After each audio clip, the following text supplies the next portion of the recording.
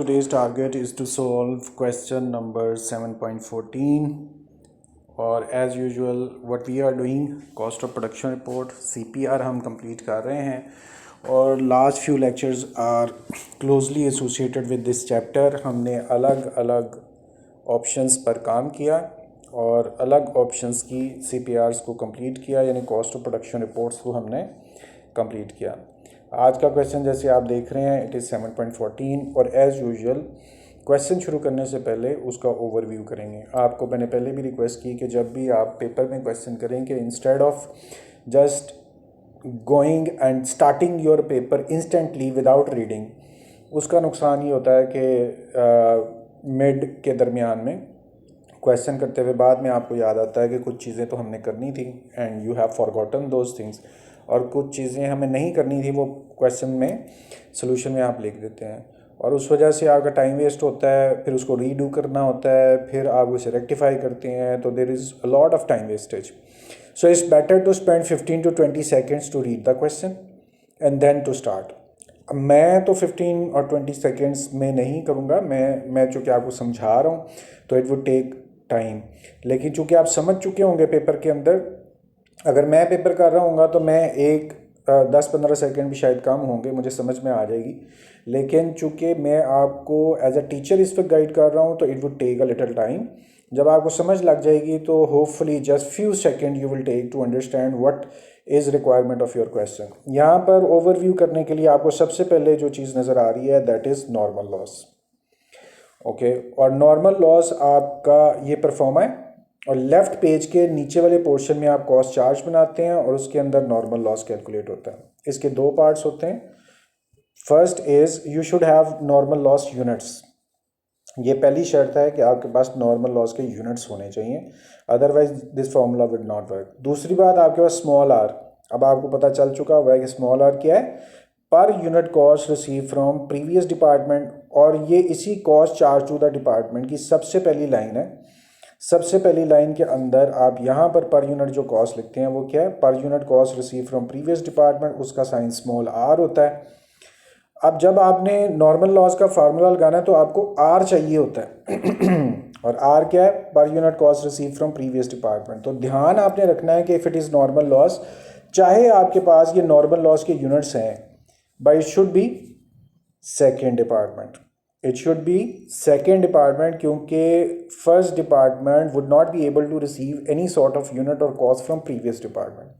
पहला जो डिपार्टमेंट होता है वो कॉस्ट रिसीव कर ही नहीं सकता, तो इसको सेकेंड डिपार्टमेंट होना चाहिए, तब ये आर आपको मिल जाएगा। नॉर्मल यूनिट्स होने चाहिए, साथ में मैंने आपसे कहा स्मॉल आर होना चाहिए।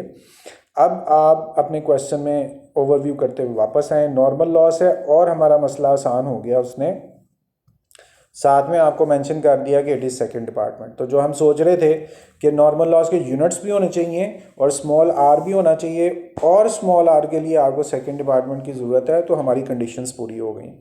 तो इसका मतलब नॉर्मल लॉस इस क्वेश्चन में कैलकुलेट होगा। आगे वो क्या कह रहा है, कंप्लीटेड यूनिट्स ऑन हैंड। अभी हमने एक क्वेश्चन पहले भी किया है। कंप्लीटेड यूनिट्स ऑन हैंड का मतलब क्या है कि those units are completed due to any reason you haven't transferred those number of units to next department. Suppose you are in second department, 3 departments you are facing, A, B, C, and you are working in B department. अब B department वाला जब units को complete करता है तो it's his responsibility या it's responsibility of B department to transfer those number of units from B to C। अब फर्ज करें कि आगे जो B है वो उसका स्टोर या गोडाउन खाली नहीं है, वहाँ पर आज गार्ड नहीं है, वहाँ पर जो बंदा हैंडल करता है ट्रांसफ़र ऑफ यूनिट्स का वो बंदा बीमार है। So there are several reason with which you are unable to transfer your completed units from B to C. आप बी में काम कर रहे हैं, अब आप उनको कैसे ट्रीट करेंगे? इट्स वेरी सिंपल थिंग कि वो कंप्लीट हो चुके हुए हैं, लेकिन आप किसी वजह से उनको नेक्स्ट डिपार्टमेंट में ट्रांसफ़र नहीं कर पाए, तो for the time being just consider them completed units.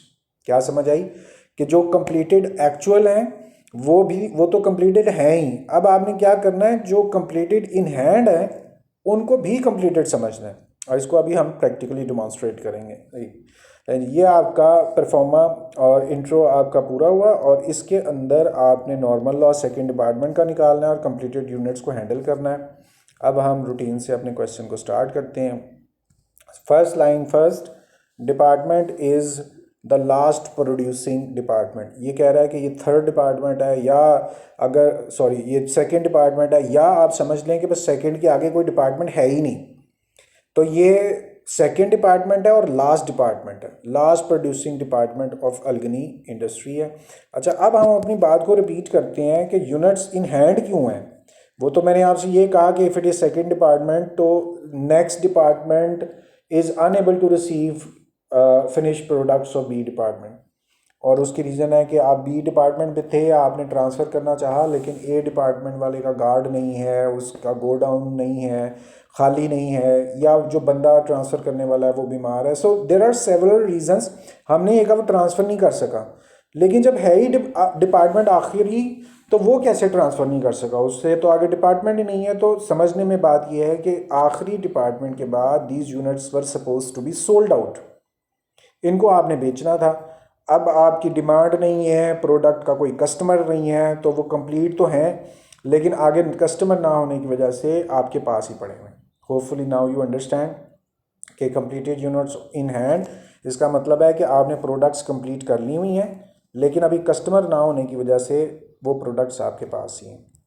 अब जो ये गनी इंडस्ट्री है, ड्यूरिंग फरवरी की बात कर रहा है, फिनिशिंग डिपार्टमेंट रिसीव्स 1400 यूनिट्स। हम जिस डिपार्टमेंट में हैं उस डिपार्टमेंट ने रिसीव ही करना था, क्योंकि इट्स नॉट फर्स्ट डिपार्टमेंट। 1400 आपने यूनिट्स रिसीव किए। क्वांटिटी शेड्यूल में आए, लेफ़्ट पेज पे सबसे ऊपर क्वांटिटी शेड्यूल है, और वहाँ आपकी पहली लाइन में यूनिट स्टार्टेड और रिसीव लिखे हुए हैं। चूँकि सेकंड डिपार्टमेंट है तो ये रिसीव कर रहा है, और साथ में मेंशन कर रहा है कि these are 1400 number of units which we have receive from previous department. लेकिन यूनिट 1400 रिसीव किए आपने प्रीसीडिंग डिपार्टमेंट से, प्रीसीडिंग को बोलते हैं प्रीवियस। और फिर आगे बात कर रहा है eight a unit cost of 680।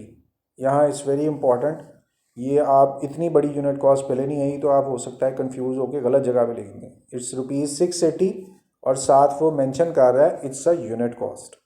चूँकि ये आपने यूनिट रिसीव किए हैं तो ये कौन सी कॉस्ट होगी जो यूनिट रिसीव करने पे मिलती है, तो इट वुड बी पर unit cost receive from previous department, और वो 680 है।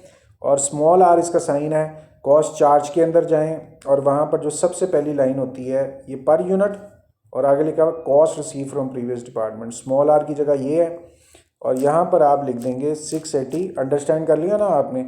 यहाँ पर वो कह रहे हैं कि डिपार्टमेंट रिसीव 1400 यूनिट्स, लेकिन ये वाली लाइन है department receives 1400 units from previous department या preceding department at a unit cost. यहाँ पर वो बोल रहा है कि ये यूनिट कॉस्ट है, इसका मतलब जो रिसीविंग वाली यूनिट कॉस्ट है, और वो रिसीविंग वाली यूनिट कॉस्ट क्या हुई, ये पर यूनिट कॉस्ट, और सामने लिखा हुआ रिसीविंग, इसका मतलब स्मॉल आर है, 680 आपने यहाँ लिख दिया। ओके, अब हम नेक्स्ट चलते हैं। नेक्स्ट में बात कर रहा है कि 680 तक हमने रीडिंग कर ली हुई है अपनी, और यहाँ से आगे चल रहे हैं। During the month manufacturing operations on 1260 units are completed. ये बात भी हम फॉलो कर रहे हैं कि वो डिस्कस कर रहा है कि 1260 units are completed. Okay, second statement मिल गई। क्वांटिटी शेड्यूल में जाएं और उसकी सेकेंड लाइन पढ़ें, यहाँ कंप्लीटेड लिखे हुए हैं, और वहाँ आप मेंशन कर दें 1260, ये आपके कंप्लीटेड यूनिट्स हैं। Okay, 1260 completed units.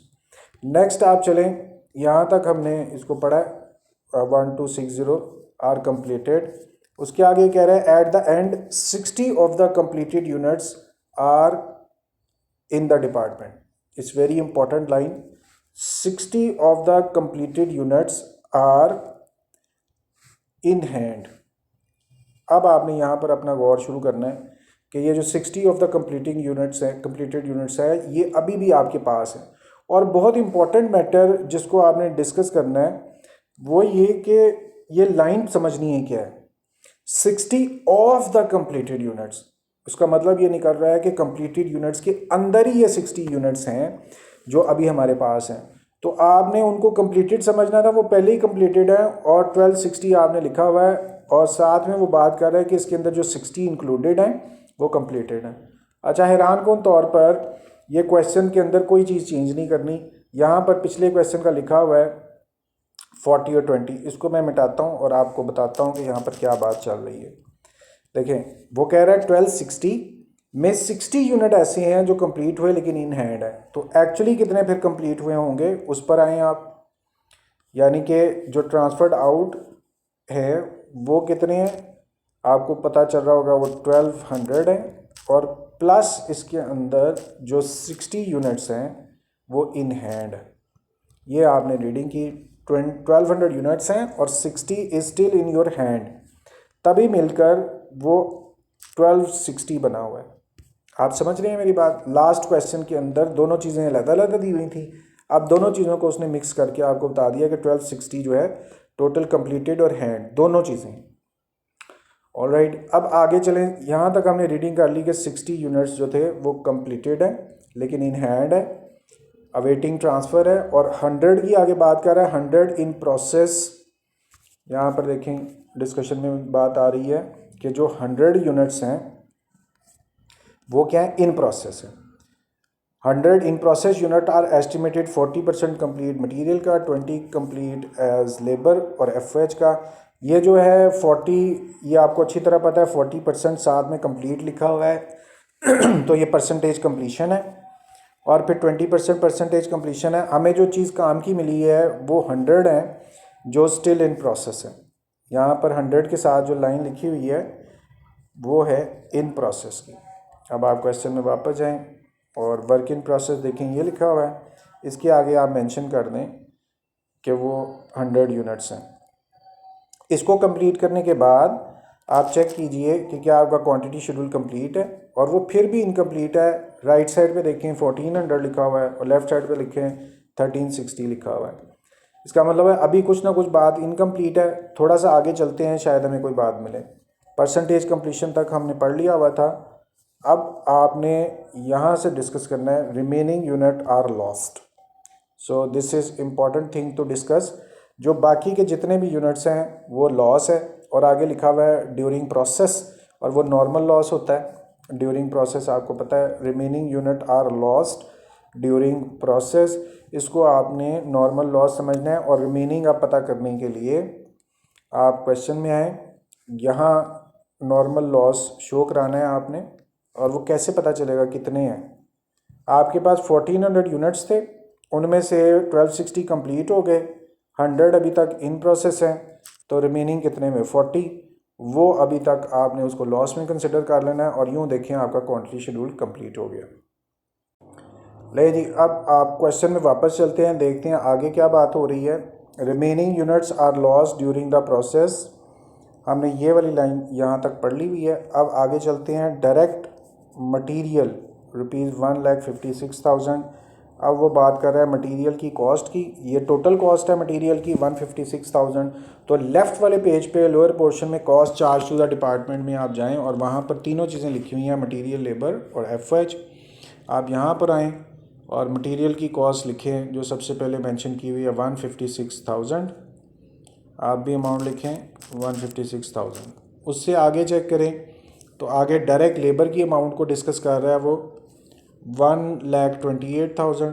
तो आप यहाँ पर मेंशन कर दें 1,28,000, ये लेबर की अमाउंट हो गई। उससे आगे वो फैक्ट्री ओवरहेड की अमाउंट डिस्कस कर रहा है, जो आपको नज़र आ रही होगी। फैक्ट्री ओवरहेड जो है 102,400 है, तो आप लिख दें 102,400। यूँ आपने total cost of material, labour, FOH इसको भी लिख दिया। अब देखें आपके पास यहाँ पर कैपिटल आर यानी total cost receive from previous department नहीं है, नॉर्मल लॉस नहीं है। ये भी अभी कैलकुलेट हो सकती है, लेकिन पहले हम इधर फोकस करते हैं कि नॉर्मल लॉस हमने कैलकुलेट करना है, और उसके फार्मूले को आप जज कर लें। सबसे पहले यूँ नॉर्मल लॉस कैलकुलेट करना है, और सबसे पहले आपको नॉर्मल लॉस के यूनिट्स चाहिए। तो आप क्वेश्चन में आएँ और वहाँ क्वांटिटी शेड्यूल में देखें, ये नॉर्मल लॉस लिखा हुआ है और उसके सामने यूनिट्स लिखे हुए 40, आप मेंशन करें 40। नॉर्मल लॉस के ये जो यूनिट्स हैं इनको अब आपने मल्टीप्लाई करना है, मल्टीप्लाई का साइन साथ में डाल दें। किससे मल्टीप्लाई करना है? स्मॉल आर से, और small R cost charge to the department left page के लोअर पोर्शन की सबसे पहली आइटम 680, यही पर यूनिट कॉस्ट होती है, और वो पर unit cost receive from previous department यानी स्मॉल आर। उसके बाद आपने इसको डिवाइड करना है, डिवाइड कर दिया गुड यूनिट्स। और गुड यूनिट्स का फार्मूला आपको पता है कि जो टोटल यूनिट में से लॉस यूनिट्स निकालने हैं, ये फार्मूला आपने यहाँ लिखा हुआ है, टोटल यूनिट्स में से लॉस यूनिट्स निकालने। और ये पिछले क्वेश्चन का लिखा हुआ है, इसको हम रेज कर देते हैं। क्या करना है गुड यूनिट्स के लिए? टोटल यूनिट्स में से लॉस्ट यूनिट माइनस करने हैं। अब आप क्वांटिटी शेड्यूल में जाएं और आपको नज़र आ रहा है कि टोटल यूनिट्स थे 1400 और इसमें लॉस कितने हुए? 40। तो 1400 में से 40 लॉस हो गए, तो बाकी आपके पास गुड यूनिट 1360 बचे। वापस नॉर्मल लॉस के फार्मूला में जाएं और वहाँ पर आपने क्या करना था? नॉर्मल लॉस के सबसे पहले यूनिट्स लिखने थे, वो लिख दिए 40। फिर आपने उसके बाद मल्टीप्लाई करना था small R per unit cost receive from previous department, वो भी कर दिया। उसके बाद डिवाइड करना था गुड यूनिट्स पे, और गुड यूनिट देखें आपने अभी निकाले 1360। लें जी, स्टेटमेंटल वे के अंदर आपने नॉर्मल लॉस को कैलकुलेट कर लिया है, लेकिन ये सिर्फ स्टेटमेंट है। अब आप इसकी कैलकुलेटेड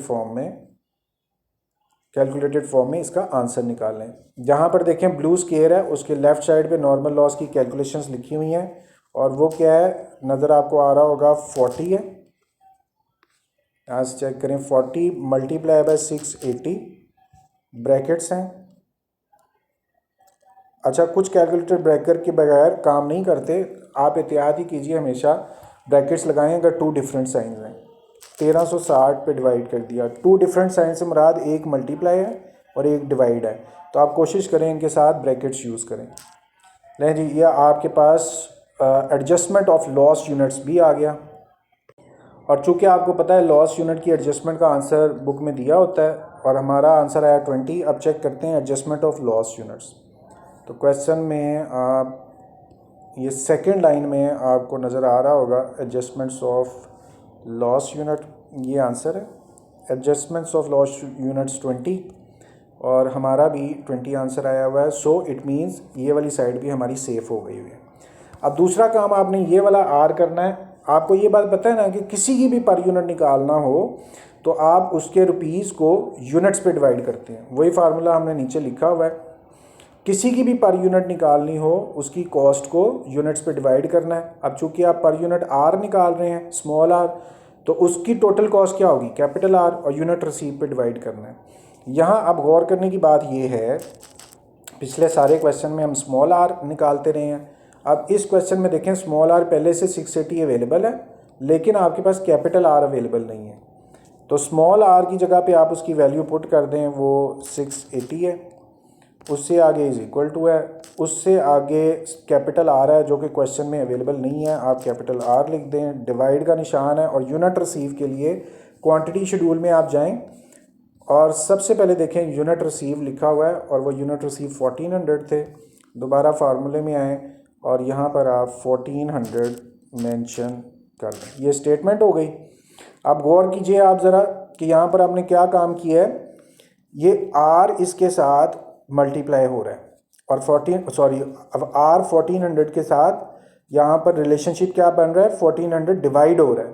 अब मैं उसको इज इक्वल टू के लेफ्ट साइड पे लेके जाना चाह रहा हूँ। क्या करना लगा हूँ? 1400 इधर डिवाइड हो रहा है, मैं उसको इज इक्वल टू से लेफ्ट साइड पे लेके जा रहा हूँ, तो क्या होगा? मल्टीप्लाई।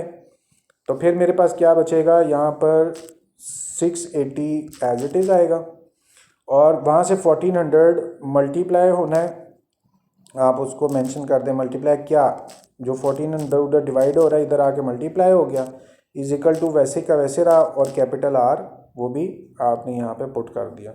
यूँ आपके पास नेक्स्ट कैलकुलेशन आ गई। इससे अगला स्टेप क्या होगा? आपने आर निकालना है, तो आपके पास लेफ़्ट साइड पे देखें क्या अमाउंट्स नज़र आ रही हैं। 680 को अगर मल्टीप्लाई कर दें 1400 पे, तो आपके पास कैपिटल आर की अमाउंट भी मिल गई है आपके साथ, और आपने इसको यहाँ मेंशन कर दिया। और निकाला क्या है? हमने यहाँ पर कैपिटल आर निकाला है, यानी total cost receive from previous department, और वही हमारी मिसिंग थी। आप ज़रा गौर कीजिएगा, इस वेरी इंटरेस्टिंग। बैक करें वीडियो को और दोबारा देखिएगा, यहाँ पर कैपिटल आर मिसिंग है, और कैपिटल आर निकालने के लिए फार्मूला आपने वही यूज़ किया जो पर यूनिट का फार्मूला था। पर यूनिट कैसे निकालते हैं? रुपीज़ को यूनिट्स पे डिवाइड करके। तो ये पर यूनिट आर था, तो कैपिटल आर उसके रुपीज़, और यूनिट रिसीव पे आपने उसको डिवाइड किया। आगे मैथमेटिकली कैलकुलेट करते हुए 9,52,000 ये cost receive from previous department आपने निकाल ली, उसको आप यहाँ पर पुट कर दें। Cost received from previous department आपने निकाली 9,52,000। यूँ आपके पास ये वाली जो साइड है टोटल वाली, ये आपने कंप्लीट कर ली है। सारी अमाउंट्स अपनी अपनी जगह पे लिख ली हैं। अब पर यूनिट कॉस्ट में भी आपको कुछ चीज़ें कंप्लीट हैं, लेकिन ये जो स्मॉल MLF है ये अभी नहीं है। और आपको ये अच्छी तरह से पता है स्मॉल MLF पर unit cost of material labour FOH तब तक नहीं आ सकता जब तक कि आप इक्विवेलेंट शेड्यूल ना कंप्लीट करें। उसके बाद आप पर यूनिट निकालेंगे और ये दोनों डिपार्टमेंट एक दूसरे से एसोसिएट हैं, कोहेरेंट हैं। ये पहले निकलेंगे तो ही फिर वैल्यूज़ आप यहाँ पर स्मॉल MLF की पुट कर सकेंगे। ऑलराइट जी, अब हम इक्विवेलेंट शेड्यूल के ऊपर आते हैं और अब हमने इसको कंप्लीट करना है। आपको रेड लाइन नज़र आ रही है सबसे पहली इक्विवेलेंट की, वही उस पर आपने फोकस रखना है रेड लाइन पे। सबसे पहले लिखा हुआ है 100% कंप्लीटेड यूनिट। क्वांटिटी शेड्यूल में जाएं, दूसरी लाइन में चेक करें यूनिट्स कंप्लीटेड, वो 1260 आपको नज़र आ रहे हैं, वही 1260 आप यहाँ मेंशन कर दें। अब रेड लाइन में आगे देखें प्लस लिखा हुआ है, ब्रैकेट ओपन है, work in process. Quantity schedule की तीसरी लाइन में देखें वर्क इन प्रोसेस 100 है, वो आप पुट करें। अब रेड लाइन पर फोकस रखें, मल्टीप्लाई करना है परसेंटेज कंप्लीशन से। क्वेश्चन में वापस जाएं और वहाँ पर आपको अलग अलग तीनों चीज़ों की परसेंटेज मिल रही है। ये लिखा हुआ है 40% कंप्लीट एज टू मटीरियल। तो मटीरियल की परसेंटेज जो है 40 है। 40 डिवाइडेड बाय 100 का मतलब है 0.4, वही आप 0.4 इधर मल्टीप्लाई करें वर्क इन प्रोसेस से और फिर ब्रैकेट क्लोज कर दें। ये आपके पास सबसे पहला आंसर निकल आया इक्विवेलेंट ऑफ मटेरियल यानी units completed of material. Okay, अब जो ब्लू स्केयर जिस पर है वो इक्विवेलेंट ऑफ लेबर है, उसको कैलकुलेट करने लगे हैं। स्केयर से ऊपर नज़र रखिएगा। सबसे पहले आपने लिखना है 100% कंप्लीटेड यूनिट्स। क्वांटिटी शेड्यूल की दूसरी लाइन में जाएं, वहाँ देखें कंप्लीटेड यूनिट्स हैं 1260, तो आप यहाँ पर 1260 देखो 1160 लिखा जाने लगा था। 1260 आपके पास कंप्लीटेड यूनिट्स हैं। जहाँ ब्लू स्केयर है उसके ऊपर जो रेड लाइन है उस पर फोकस रखें, आगे प्लस है, ब्रैकेट ओपन है, work in process. Quantity schedule की तीसरी लाइन में देखें वर्क इन प्रोसेस लिखा हुआ है 100, आप भी लिख दें 100। अब रेड लाइन पे फोकस रखें, मल्टीप्लाई करना है आपने किससे, परसेंटेज कंप्लीशन और किसकी, लेबर की। क्वेश्चन में वापस आते हैं और यहाँ पर 20% का एक रेट दिया हुआ है और उससे आगे लिखा हुआ है कि 20% as to labour and FOH। आपको नज़र आ रहा होगा यहाँ पर to labour and factory overhead. इसका मतलब लेबर और FOH दोनों की जो परसेंटेज है वो यहाँ उसने मेंशन की हुई है कि 20% है।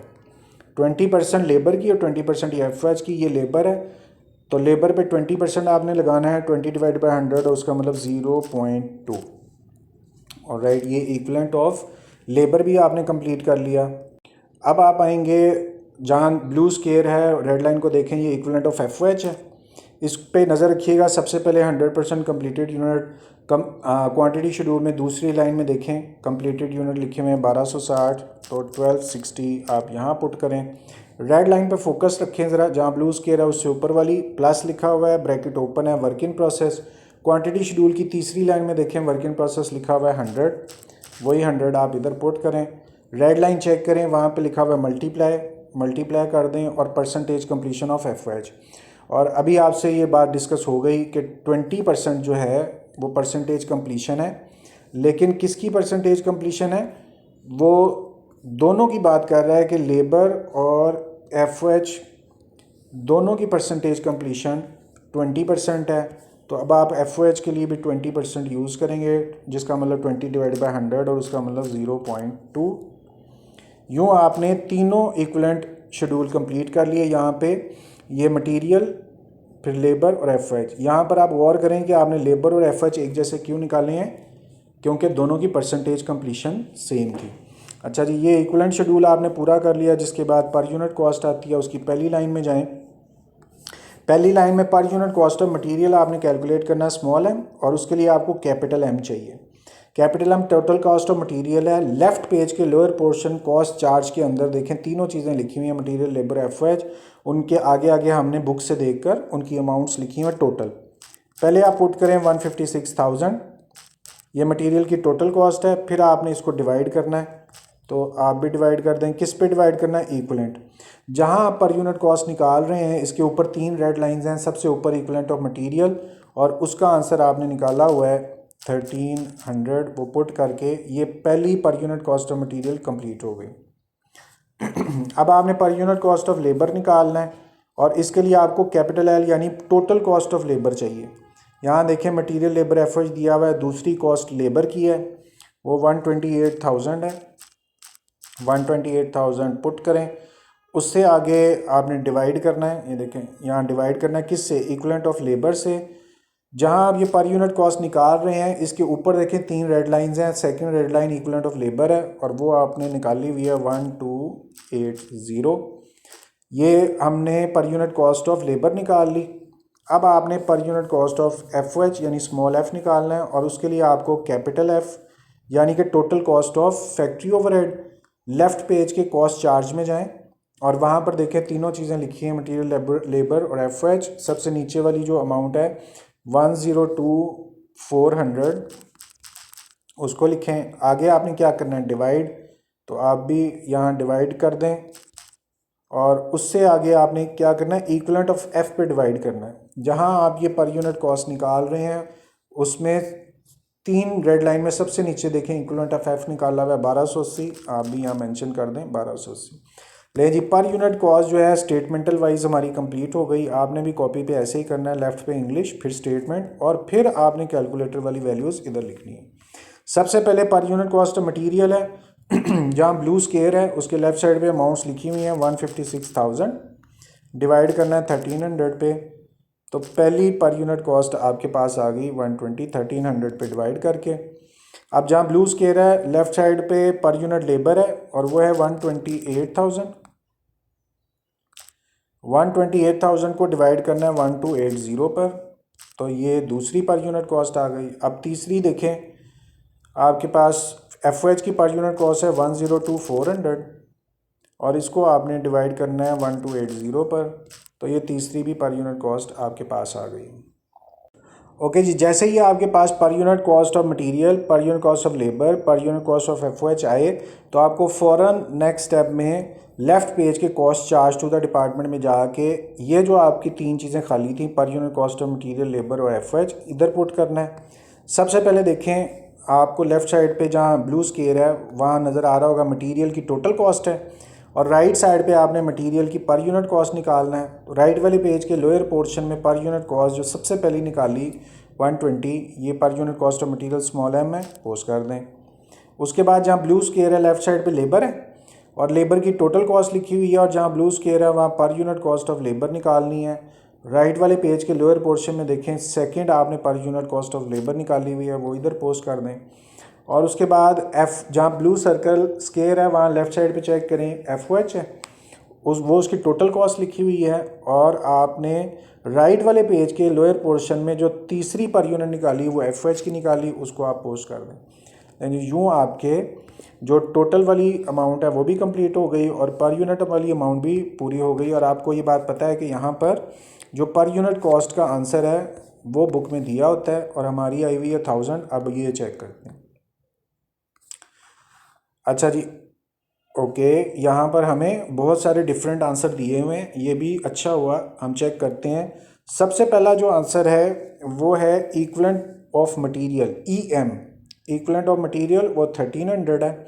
3 रेड लाइंस हैं हमारे पास राइट पेज के ऊपर, वहाँ पर सबसे पहले आपने कैलकुलेट किया हुआ है इक्विवेलेंट ऑफ मटेरियल और उसका आंसर 1300 है और यहाँ भी 1300 है। ओके, एक बात क्लियर होगी। अगला आंसर क्या है, लेबर और एफ एच के लिए वो कह रहा है कि इक्विवेलेंट का आंसर है 1280 लेबर और एफ एच के लिए। अब आप देखें नीचे वाली 2 रेड लाइन है 1280, 1280, ये लेबर और एफ एच का इक्विवेलेंट है, ये भी आंसर 1280 हमारा कंप्लीट हो गया। अब उसके बाद एडजस्टमेंट ऑफ लॉस यूनिट्स है, ये शायद हमने आंसर पहले भी चेक किया है। एडजस्टमेंट ऑफ लॉस यूनिट 20 है।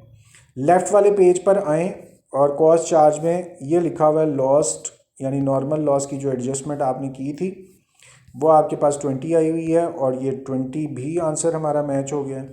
उसके बाद जो यूनिट कॉस्ट है जिसको देखने के लिए हम इधर क्वेश्चन में आए थे, वो यूनिट कॉस्ट का आंसर भी आपके पास है 1000 और हमारी यूनिट कॉस्ट का आंसर भी 1000 है।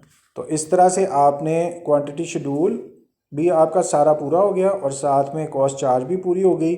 आपने सारे आंसर भी टैली कर लिए और टोटल पर यूनिट कॉस्ट भी टैली हो गई।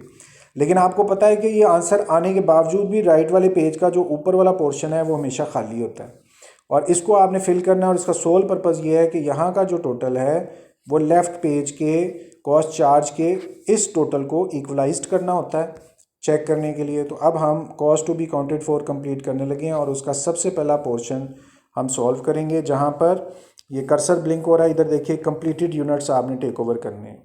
क्वांटिटी शेड्यूल की दूसरी लाइन में जाएं और वहाँ कंप्लीटेड लिखा हुआ है वो 1260 है, आप मेंशन करें 1260।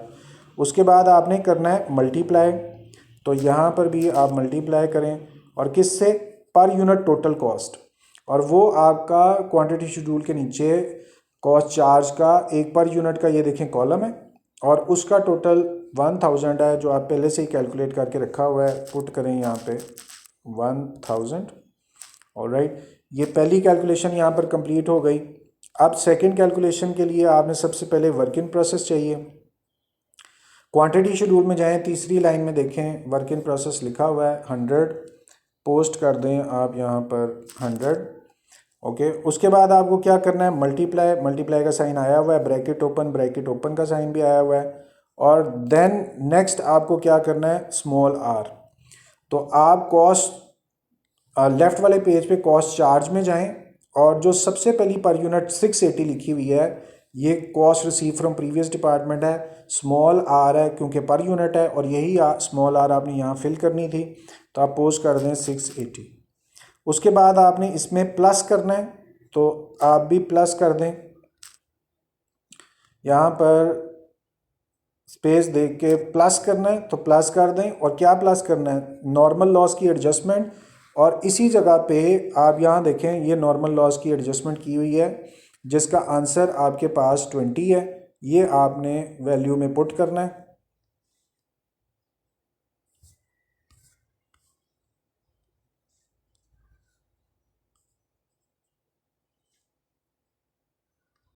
तो यहाँ आप 20 पुट कर दें। वो वीडियो में थोड़ा सा प्रॉब्लम आया, मैं इसको फॉलोअप कर रहा था, शायद थोड़ा सा गैप आएगा लेकिन कोई बात नहीं। यूँ आपकी सेकंड लाइन भी कंप्लीट हो गई। आपने यहाँ पर नॉर्मल लॉस की एडजस्टमेंट को लिखना था और नॉर्मल लॉस की एडजस्टमेंट 20 थी, वो देख ली। अब नेक्स्ट लाइन पे आप फोकस करें, वो मटेरियल से रिलेटेड है। सबसे पहले लिखना है work in process. Quantity schedule की ये थर्ड लाइन है, यहाँ पर वर्क इन प्रोसेस लिखा हुआ है 100, आप भी पोस्ट कर दें यहाँ 100। उसके बाद आपने करना है मल्टीप्लाई, यहाँ साइन मेंशन करें मल्टीप्लाई का। अच्छा जी, उसके बाद स्मॉल एम, लेफ़्ट पेज पर कॉस्ट चार्ज में आप देखें मटेरियल लेबर एफएच और उनके सामने उनकी पर यूनिट कॉस्ट लिखी हुई है और मटेरियल की पर यूनिट कॉस्ट 120 आपको नज़र आ रही है। 0.00 ना भी लगाएं तो कोई बात नहीं।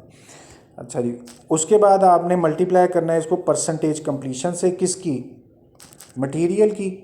और वो आपको यहाँ क्वेश्चन में हमने पहले भी डिस्कस किया इस चीज़ को कि 40% जो है वो मटेरियल से एसोसिएटेड है, जिसका मतलब 40 डिवाइडेड बाय 100 और उसका मतलब 0.4 आपने यहाँ पोस्ट करना है। ये मटेरियल की कैलकुलेशन हो गई। आगे आप चेक करें, ये लेबर की कैलकुलेशन है। सबसे पहले आपको वर्क इन प्रोसेस चाहिए। क्वांटिटी शेड्यूल की तीसरी लाइन में आप जाएं, वहाँ वर्क इन प्रोसेस लिखा हुआ है 100, आप पुट कर दें 100। फिर आपने मल्टीप्लाई करना है तो आप यहाँ पर भी मेंशन कर दें मल्टीप्लाई, किस से, स्मॉल एल यानी पर यूनिट कॉस्ट ऑफ लेबर। तो आप कॉस्ट चार्ज में जाएं, यहाँ मटेरियल लेबर एफओएच मेंशनड है और वहाँ पर दूसरी कॉस्ट लेबर की है जो कि 100 आपने कैलकुलेट की हुई है, यहाँ पर भी लिख दें 100। फिर दोबारा उससे आगे मल्टीप्लाई करना है, किससे, परसेंटेज कंप्लीशन से। और किसकी परसेंटेज कंप्लीशन, लेबर की। और वो हमने अभी डिस्कस किया हुआ है कि जो 20% है वो दोनों के लिए सेम है, यानी लेबर और एफओएच दोनों के लिए 20% है, जिसका मतलब 20 डिवाइडेड बाय 100 और उसका मतलब 0.2। यह आपने लेबर के लिए कंप्लीट कर लिया। अब आपने एफओएच के लिए कंप्लीट करना है। सबसे पहले work in process, quantity schedule में जाएं, तीसरी लाइन में देखें वर्क इन प्रोसेस लिखा हुआ है 100, तो 100 ही आप इधर पोस्ट कर दें। उससे आगे मल्टीप्लाई लिखा हुआ है, फिर उससे आगे एफ़। तो आप कॉस्ट चार्ज में लेफ़्ट पेज पे लोअर पोर्शन में कॉस्ट चार्ज में जाएँ, मटीरियल लेबर FOH आपको नज़र आ रहा है, FOH के सामने पर यूनिट कॉस्ट 80 आपको नज़र आ रही होगी, उसको पोस्ट करें। दोबारा आपने मल्टीप्लाई करना है परसेंटेज कंप्लीशन से, और जैसे कि मैंने अभी आपसे रिक्वेस्ट की कि उसने 20% का एक रेट दिया हुआ है, और ये वाला जो रेट 20% है वो दोनों चीज़ों के लिए है जहाँ पर लेबर और FOH। तो FOH का भी 20% यानी 20 डिवाइडेड बाय 100 यानी कि 0.2 आप यहाँ लगा दें। लेकिन यूँ आपने स्टेटमेंटल वाइज अपनी सारी कैलकुलेशंस को कंप्लीट कर दिया cost to be counted for as follows में। आपने भी ऐसे ही करना है कि पेपर में पहले इंग्लिश लिखी, फिर स्टेटमेंटल वाइज मैथमेटिकल, और अब आपने कैलकुलेटेड फॉर्म के अंदर इनके आंसर्स यहाँ पोस्ट करने हैं। जहाँ ब्लू सर्कल स्केयर अब आपको नज़र आ रहा है, इसके लेफ़्ट साइड पे आप देखें, पहली अमाउंट आपने जो कैलकुलेट करनी है वो 1260 को मल्टीप्लाई करना है 1000 से, एक ज़ीरो ज़्यादा लग गया था।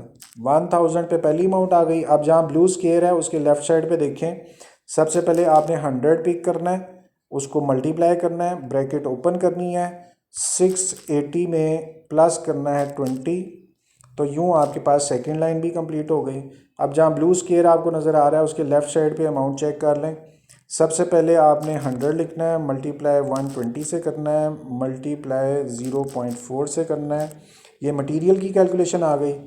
अभी जहाँ पे ब्लू स्केयर है उसके लेफ़्ट साइड पे देखें, पहली 100 है, फिर मल्टीप्लाई आपने दोबारा 100 से करना है, और फिर मल्टीप्लाई करना है 0.2 से। ये आपकी लेबर की कैलकुलेशंस पूरी हो गई।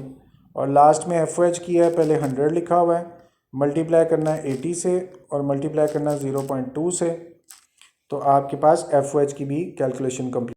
और इस तरह से साथ ही में आपने टोटल भी कर लिया। और आपको पता है राइट वाले पेज का ये वाला जो पोर्शन होता है, इसका सोल पर्पज़ ये है कि आपने इसके टोटल को मैच करना होता है किसके साथ, लेफ़्ट पेज के लोअर पोर्शन पे कॉस्ट चार्ज के टोटल पे। ये लेफ़्ट वाला पेज और ये कॉस्ट चार्ज, और इसका टोटल आया हुआ है 133,8400, और जो हमारा टोटल आया हुआ है 133,8400। और राइट जी, गुड न्यूज़ इज़ कि हमारा टोटल भी मैच हो गया। अब जब क्वेश्चन आप पेपर में सॉल्व करें, एक दफ़ा बस ओवरव्यू कर लिया करें ताकि आपकी तसल्ली हो। क्वांटिटी शेड्यूल आपका पूरा है और उसकी दोनों वैल्यूज़ बराबर हैं। Cost charge to the department आपका पूरा है, आपने टोटल कॉस्ट पूरी निकाल ली हुई है, और इस आंसर को मैच भी कर लिया next to be counted for से। और ये आपकी पर यूनिट कॉस्ट कंप्लीट है। और इसके साथ आपने दो चीज़ें, आंसर जो लॉस का उसका भी आंसर मैच किया, ये पर यूनिट का भी आंसर पीछे से मैच किया हुआ है। उसके बाद cost to be counted for आपका कंप्लीट है, और आपने ये जो इसका टोटल है चार्ज टू द डिपार्टमेंट के टोटल से मैच किया हुआ है, ओके है। और अब इस क्वेश्चन में ख़ास बात थी कि इक्विवेलेंट शेड्यूल के भी आंसर्स दिए हुए थे। हमने ये तीनों आंसर 1300, 1280, 1280 मैच किए, और फिर हमने पर यूनिट कॉस्ट निकाली हुई है, उसके आंसर्स भी ठीक हैं। तो यूँ हमारा क्वेश्चन कंप्लीट हुआ। आपने टाइम दिया, इसके लिए बहुत शुक्रिया। Thank you very much for your time. हम नेक्स्ट क्वेश्चन में इंशाल्लाह ताला दोबारा मिलेंगे। Until and unless if there is no problem we will meet again इंशाल्लाह। एंड टिल दैट टाइम अपना ख्याल रखिएगा। Take care of yourself. If you have any problem, any query regarding this question, you can message, text और directly contact. अपना ख्याल रखिएगा। अल्लाह हाफिज़।